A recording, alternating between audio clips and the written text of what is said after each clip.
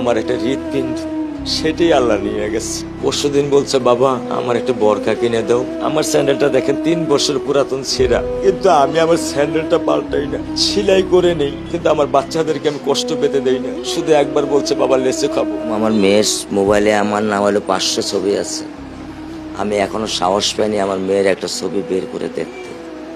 আমার সে সাহস নাই। আমি সে সাহস হারাই ফেলছি, কারণ ও আমার ছিল হৃৎপিণ্ড। ওর জীবনে এমন কোনো চাওয়া নাই যেটা আমি পূরণ করি নাই। পরশুদিন বলছে, বাবা আমার একটা বরখা কিনে দাও। আমার চাচতো ভাই বললো, ভাই ইসলামপুর থেকে 300-400 টাকায় পাওয়া যায়। আমি সাথে সাথে মিনি মার্কেট থেকে আমি 1000 টাকা দিয়ে আমার মেয়েকে বরখা এনে দিচ্ছি। আমি দরিদ্র, ভাঙা বাসায় থাকি, কিন্তু আমার সন্তানদেরকে আমি কখনোই দারিদ্রতার স্বাদ পেতে দেইনি। দারিদ্রতার স্বাদ পেতে দেইনি।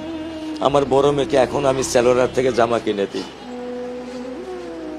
আমার স্যান্ডেলটা দেখেন 3 বছর পুরাতন ছেঁড়া, কিন্তু আমি আমার স্যান্ডেলটা পাল্টাই না, সেলাই করে নেই, কিন্তু আমার বাচ্চাদেরকে আমি কষ্ট পেতে দেই না। শুধু একবার বলছে, বাবা লেচে খাবো।